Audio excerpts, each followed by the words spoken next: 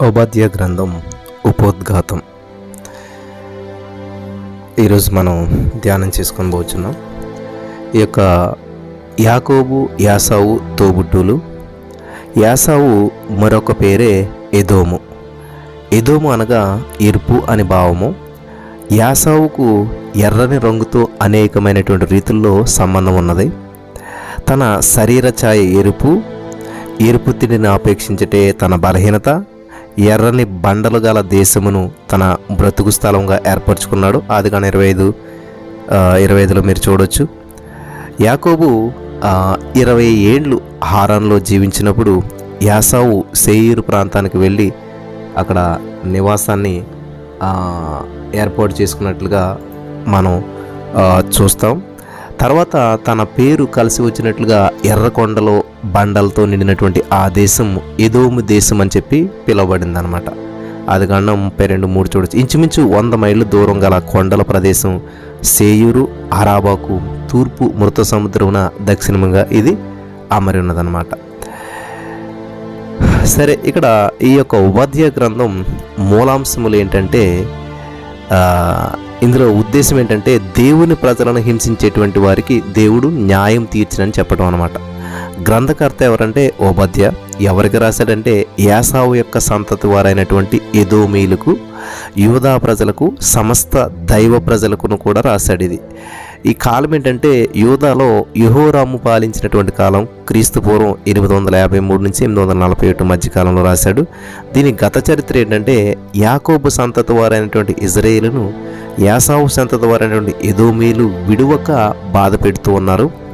యూదా మీదకు దండితూ వచ్చినటువంటి విరోధులకు సహాయం చేసినటువంటి ఎదోమీలు యెరూషలేమును దోసుకొనటానికి తోడ్పడ్డారనమాట. ఇందులో ముఖ్యమైనటువంటి వచనాలు ఏంటంటే 15వ వచనం, 1వ అధ్యాయం ఉంటుంది. ఇందులోను నీవు చేసినట్టే నీకును చేయబడును, నీవు చేసినదే నీ నెత్తి మీదకు వచ్చును.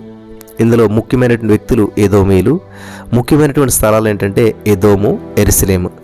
ఈ గ్రంథం యొక్క ప్రత్యేకతలు ఏంటంటే ఉద్రేకపూరితమైనటువంటి రచనా రూపకంతో కుదర్చబడినటువంటి ఒక విలాప గీతపు అమరిక ఈ గ్రంథంలో మనకి కనిపిస్తూ ఉన్నది.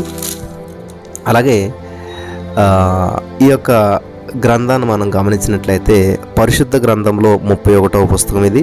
ఇందులో ఒక అధ్యాయం ఉన్నది, 21 వచనాలు ఉన్నాయి, ఒక ఆజ్ఞ ఉంది, 4 ప్రశ్నలు ఉన్నాయి, వాగ్దానాలు ఏమీ లేవు. ఇందులో హెచ్చరికలు 30 ఉన్నాయి, 12 ప్రవచనాలు ఉన్నాయి, నెరవేరిన ప్రవచనాలు ఏమో 5 ఉన్నాయి, నెరవేరినటువంటి ప్రవచనాలు 7 ఉన్నాయి.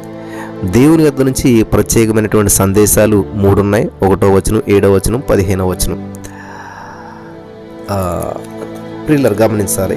ఇంకా కొన్ని విషయాలు మనం తెలుసుకుంటూ ముందుకు వెళ్దాం.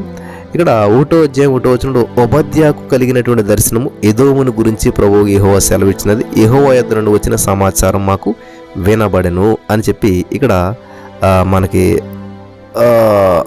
ఒక 5 వచనాలు మనం చదువుకున్నట్లయితే కొన్ని విషయాలు మనకు అర్థమవుతాయి. తర్వాత వచనం 8వ వచనం చదువుకున్నప్పుడు చూద్దాం మనం. ఇక్కడ ఓబద్య అనేటువంటి పేరుకు అర్థం యెహోవా సేవకుడు అని అర్థం అనమాట. ఈ యొక్క ప్రవక్త పుట్టుపూర్వోత్తరాలు మనకి బొత్తిగా తెలియదు. హబక్కూకు, హగ్గయి, మలాకీల వివరాలు కూడా మనకు తెలియవు. వీరి జీవిత విశేషాలు దేవుడు ఎందుకో మనకి బయలుపరచలేదు.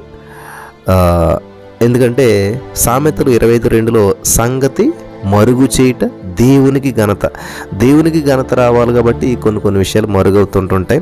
పేరుకు తగినట్లుగానే మరి ఇక్కడ ఇతడు యెహోవా సేవకుడు తన గొప్పతనాన్ని ఘనతను బహిరంగంగా చెప్పడానికి అంతగా ఇష్టపడడు. ఓబద్య అలాంటి సేవకుడు. అతనికి పేరు ప్రఖ్యాతుల మీద ఆశ లేదు. సాధారణమైనటువంటి వ్యక్తుల ద్వారా దేవుడు అసాధారణమైనటువంటి కార్యాలు చేస్తాడనడానికి ఓబద్యాయే తార్కాణం అనమాట. ఓబద్య గ్రంథం ఒకే అధ్యాయం అయినా కానీ ఆయన చిన్న ప్రవక్త కాడు, గొప్ప ప్రవక్త. ఓబద్య ఒకే అధ్యాయం కలిగినటువంటి ప్రవచనాత్మకమైన గ్రంథకర్తగా ప్రసిద్ధికి ఎక్కడం దేవుని యొక్క చిత్తం అన్నమాట. గమనించాలి. ఒకటే అనుకోకుండా గొప్పదన్నమాట. ఆ విధంగా మరి ప్రాచుర్యంలోకి రావడం దేవుని చిత్తమైనది. క్రీస్తు పూర్వం 887 అని చెప్పి కొంతమంది అంటారు. ఇక్కడ ఈ యొక్క విషయాన్ని మనం గమనించినట్లయితే ఇది ఎప్పుడు రాయబడింది ఏంటనేది ఎవరికైనా కొన్ని ఒపీనియన్స్ ఉంటాయి. ఎగ్జాక్ట్ టైం అయితే మనం ఖచ్చితంగా చెప్పలేకపోవచ్చు. క్రీస్తుపూర్వం 840 కొంతమంది చరిత్రకారుల చేత కాల నిర్ణయం చేయబడింది. యెహోరాము అతల్యాల హయాంలో సందర్భం, ఈ గ్రంథంలో సన్నివేశం అతల్యా గొప్ప హంతకి 2 రాజులు 8:16 నుంచి 26 వచనాల వరకు మీరు చదివినట్లయితే అక్కడ ఓబద్యా ప్రవచనాల నేపథ్యం 2 దినవృత్తాంతాలు 17:7 యెహోషాపాతు మరి రాజ్యకాలమేమో అనిపిస్తూ ఉంటుంటుంది.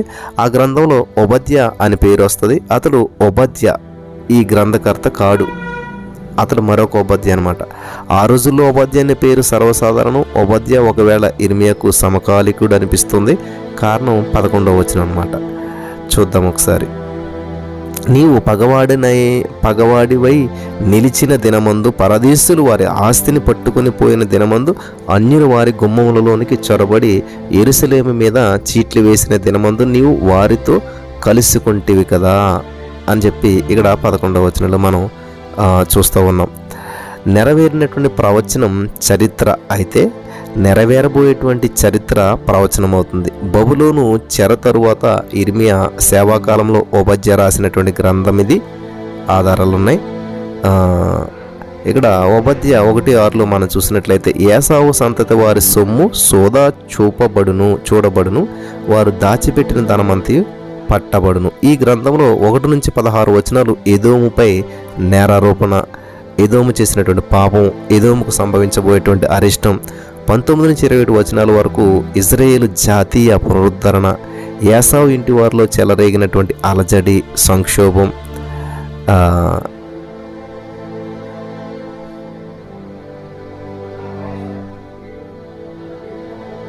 ఇవి కనిపిస్తాయి మనకి. మనకి ఈ సందేశంలో అగ్ని ఉంది, ఏదో అనేటువంటి చిన్న రాజ్యం మీదకి పెద్ద శిక్ష వచ్చింది, దేవుని ఉగ్రత కుమ్మరించబడింది.